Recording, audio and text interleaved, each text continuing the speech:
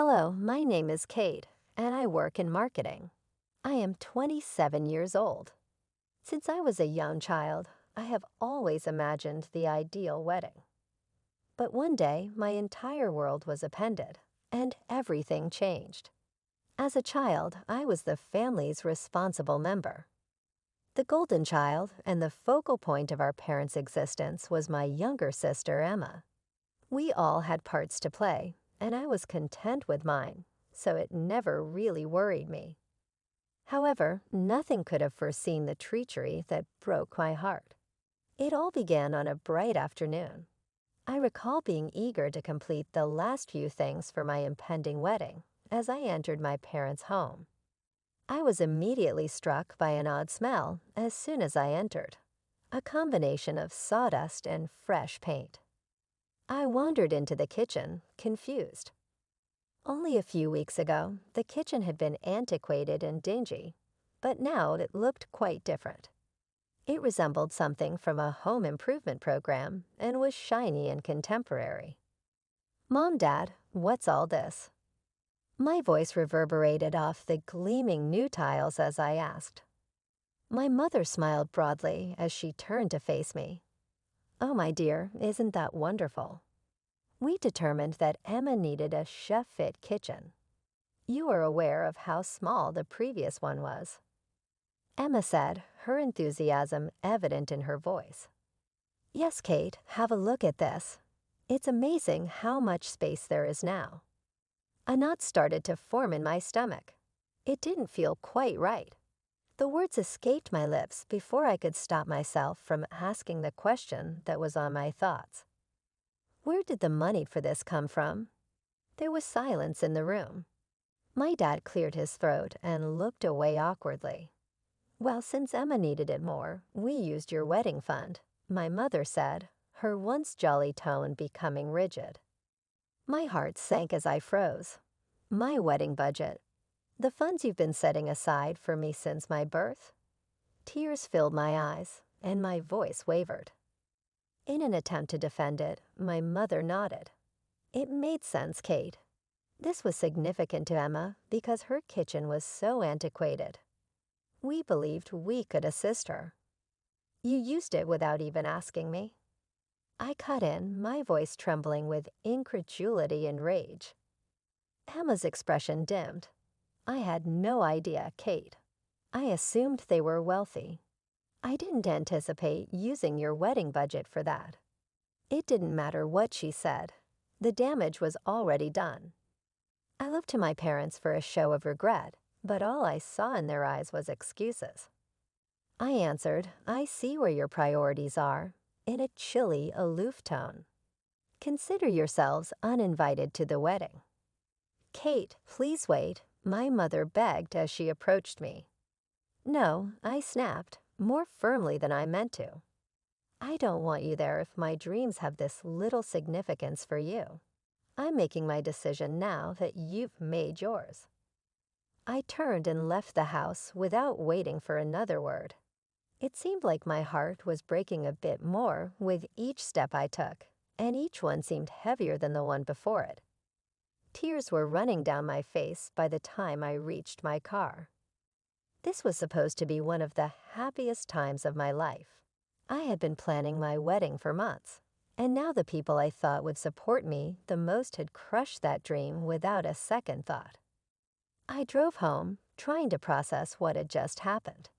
Memories of all the times I had been the responsible one flashed through my mind. I had always done everything I could to make my parents proud.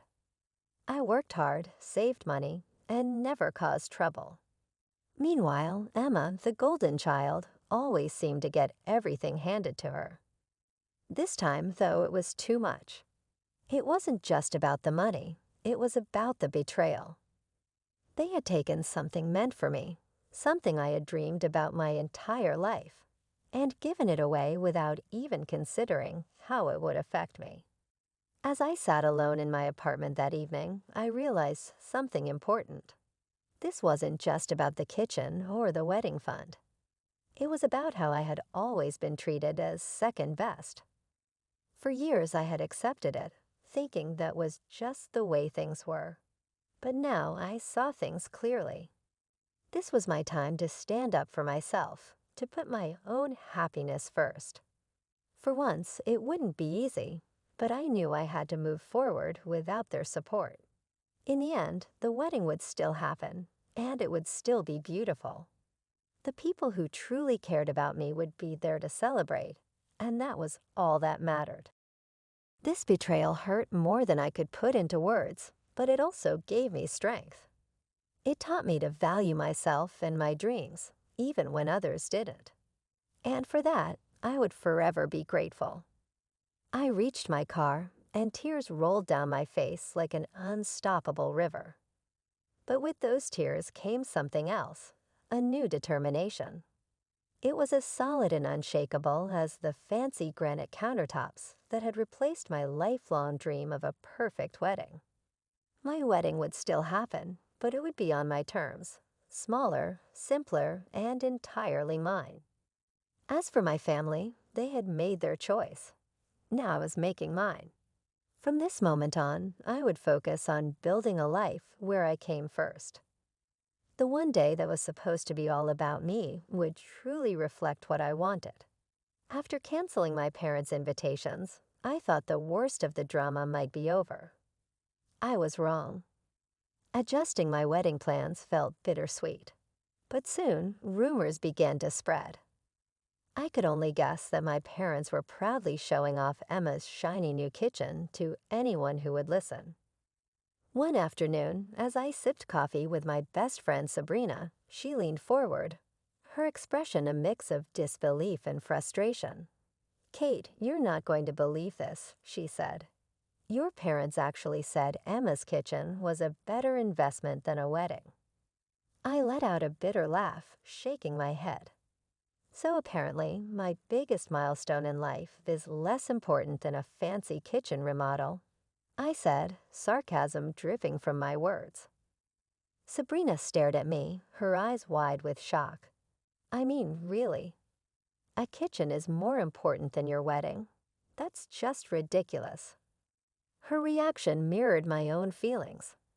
I thought I had already felt the worst of their betrayal, but somehow, hearing those words made it hurt even more. I clenched my hands around my coffee mug, my frustration bubbling to the surface. "They just don't get it," I said, my voice tight with anger. "But if they think they can brush this off without consequences, they're wrong." Sabrina nodded, her expression serious. "Good. They need to realize what they've done. This isn't just about a kitchen. It's about how they've treated you." I knew she was right. They needed to understand the impact of their actions. And for that, I needed support from someone who truly understood what I was going through. That's when I decided to reach out to my Uncle Tony. Tony had distanced himself from the family years ago, frustrated with their shallow values and favoritism. Reconnecting with him felt like finding a lifeline. "You know, Kate," he said one evening as we sat in his warm, book-filled study, "I always knew your parents favored Emma. But this is on a whole other level." His voice was rough with disapproval, and I could see the frustration in his eyes as he spoke. "Yeah," I replied, my own anger boiling over. "And now they're parading it around town like it's something to be proud of." Tony shook his head, his jaw tight. "They've made their priorities clear, Kate. Now it's your turn to do the same." His words struck a chord in me. I wasn't just planning a wedding anymore. I was taking control of my life. This wasn't just about one day. It was about standing up for myself and refusing to let their actions define me. For the first time, I felt strong enough to do it. I couldn't let this go. The hurt and anger were too strong. As I sat with Uncle Tony, I voiced my frustration, unsure of how to move forward. Tony leaned in, his eyes narrowing thoughtfully. "What if we don't let it go?" he said. "What if we let everyone see them for who they really are?" His idea was simple yet brilliant, a family reunion. It had been years since we had one, and Tony offered to host it at his place. The goal was to expose my parents' actions in front of the whole family. Planning the reunion gave me a sense of purpose. It was something to focus on besides my scaled-down wedding. Tony and I worked together, going through guest lists and contacting relatives we hadn't seen in years. The invitations hinted at a big surprise, sparking curiosity. When the day of the reunion arrived, I was a bundle of nerves. Tony's large backyard buzzed with chatter as relatives greeted each other and caught up. I watched as my parents arrived, looking both confused and cautiously pleased by the attention. Once everyone had settled in, Tony clinked his glass, calling for silence. The murmur of conversations faded, and all eyes turned to him. "Family," he began, his voice commanding and steady. "We're here today to celebrate truth and transparency among us." I noticed my parents exchanging uneasy glances. They could sense something was off. Tony continued, his tone growing more serious. "And what better way to celebrate truth than by clearing up some misconceptions?" He turned to me and gave a small nod. Taking a deep breath, I stood up, my heart pounding in my chest. Many of you have probably heard about or even seen my sister Emma's beautiful new kitchen. I began, trying to steady my voice. What you might not know is how it was paid for. Whispers rippled through the crowd as I pulled out copies of bank statements and contractor bills. "These documents show exactly where the money came from," I said, holding them up for everyone to see. "The money set aside for my wedding, money saved for me since I was a child, was used without my permission to fund that kitchen remodel." A shocked silence fell over the crowd, broken only by murmurs of disbelief. My parents' faces turned a deep shade of red. Emma stared at her feet, clearly mortified. I continued, my voice shaking with emotion. "My dream, my wedding, was deemed less important than a set of fancy appliances and granite countertops." Tony stepped forward then, his voice firm and commanding. "We stand for fairness and support in this family. Today, we've seen an example of the opposite. Let's reflect on what this means for us as a family moving forward." The crowd buzzed with shock and indignation. Why would they do such a thing? An aunt called out, disbelief heavy in her tone. I answered, my words bitter but honest. In their eyes, it was about necessity, what they thought was more important. But in doing so, they overlooked fairness and respect for me. Emma, her face bright red with embarrassment, suddenly stood up. "Kate, I didn't know," she said, her voice trembling. "I had no idea the money came from your wedding fund. If I had known, I would never have let this happen." Her apology felt sincere, but it didn't erase the damage. I appreciated her words, but the betrayal wasn't just about her. It was about my parents and their decision to disregard my dreams without a second thought. As the reunion ended, the family's attitude toward my parents shifted. Their actions were now out in the open, and the truth couldn't be ignored. It wasn't the way I wanted things to unfold, but it gave me closure.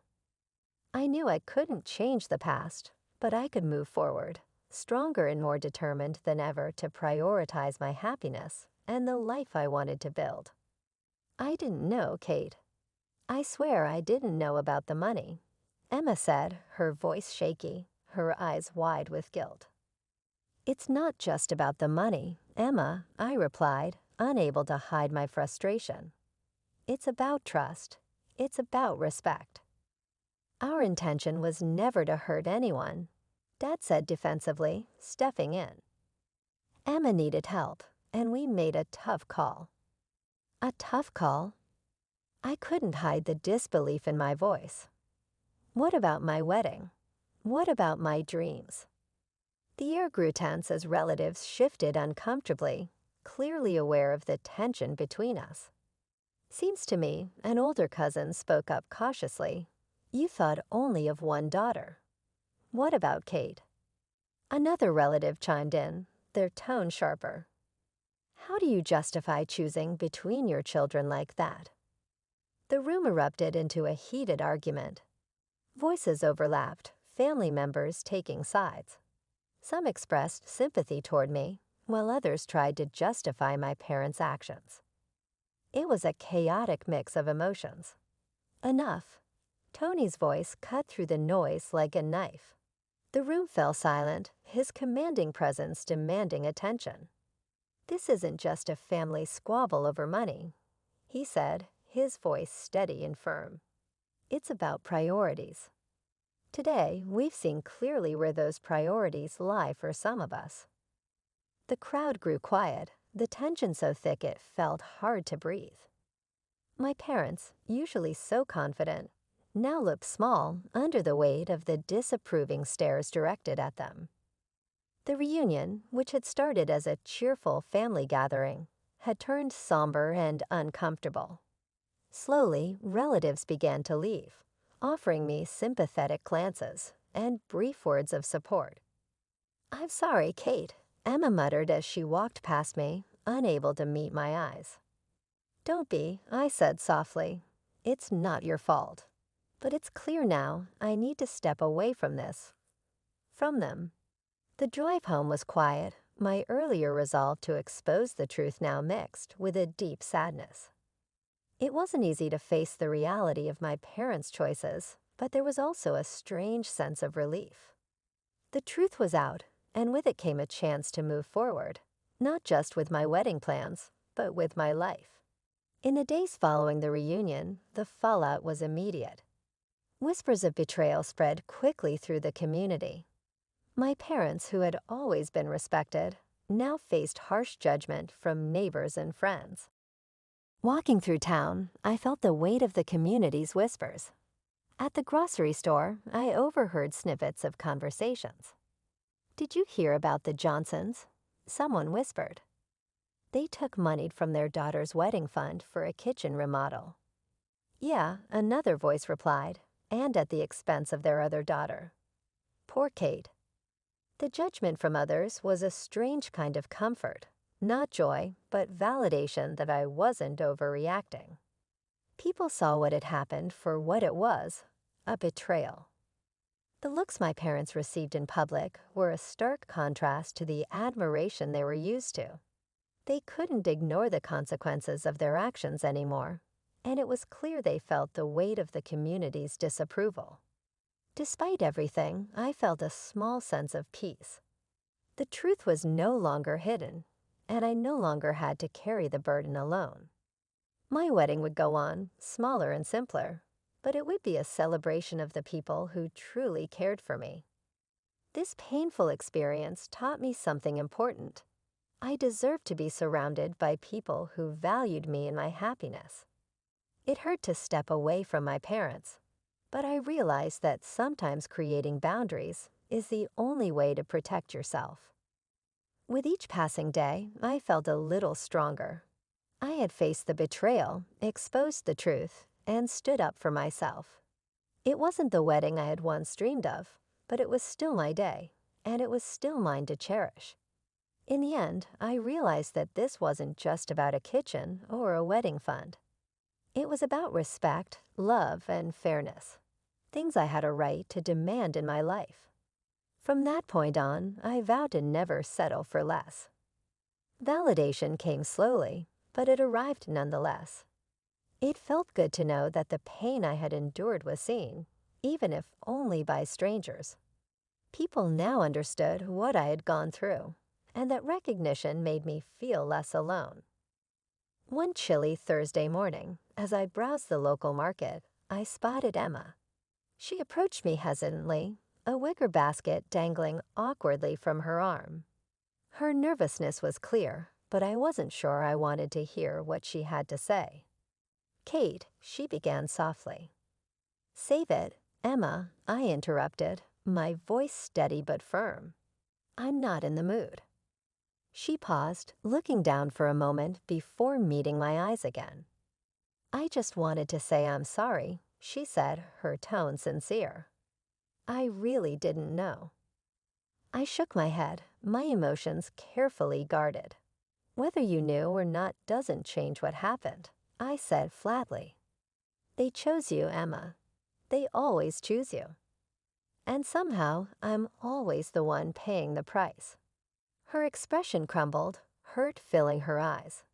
In the past, I might have softened at that look, but not this time. I couldn't let myself go back to that place. I need space, Emma, I said, my voice unwavering.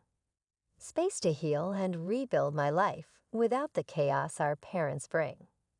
She nodded slowly, taking a small step back. I understand, she said quietly. But if you ever need me, just know I'm here.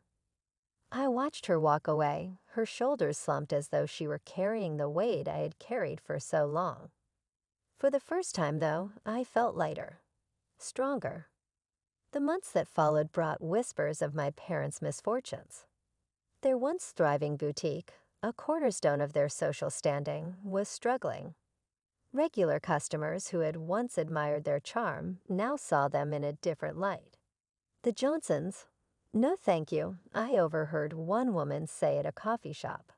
You can't trust them, not after what they did to their own daughter.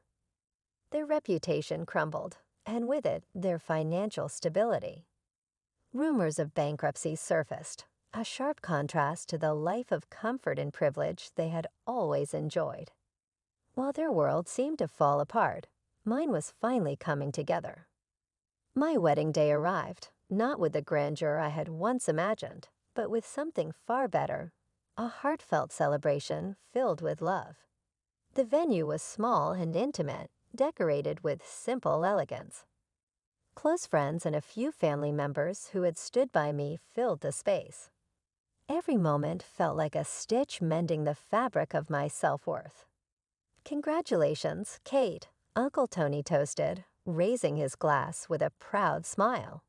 "Here's to new beginnings and true happiness." The reception was filled with laughter and dancing. The soft glow of fairy lights and the scent of jasmine filled the air, creating a magical atmosphere. It wasn't perfect because it was extravagant. It was perfect because it was real. As my personal life flourished, so did my career. Promotions came my way, opening doors to new opportunities. I was invited to speak at marketing panels, where I shared my experiences and inspired others facing their own challenges. The toxic chaos that had once defined my life was gone. In its place was a newfound sense of control, choice, and peace. Looking back, I realized that losing my parents' support had been painful, but it also gave me the freedom to grow into my best self. My life was no longer about meeting others' expectations. It was about living on my terms. There were days when the grief crept in, and the road wasn't easy. However, I felt stronger and more assured with each stride I took. My work, my marriage, and my happiness were all evidence that I could create a life that was truly mine, free from the specters of covert animosity and partiality. I felt completely at ease for the first time in years. My story has nothing to do with a nice kitchen or a wedding money. It was about selecting a life where I came first, recovering my dreams, and discovering my voice. I would never take that gift for granted. I created a life with individuals who encouraged me rather than depressed me. I sat on my balcony one peaceful evening and enjoyed the sound of the wind chimes and the refreshing breeze. I thought back on the path that had led me to this moment. Although the betrayal I went through was a painful lesson, it gave me invaluable insight into my own resilience and value. Looking up at the sky, I came to the realization that the strongest people are frequently those who have faced the most difficult obstacles in life. Even if everything was set in motion by my parents' choices, the conclusion was determined by my own. I knew I had made the proper decisions for myself at that peaceful moment. This is Kate's tale of growth, happiness, and betrayal. How do you feel about her choice to cut ties with her family? Could it have been handled differently, or do you believe it was the right decision? Leave a comment below with your opinions. For more motivational stories like this one, remember to subscribe to the channel and like this video if you liked the story. We are able to tell more stories thanks to your support.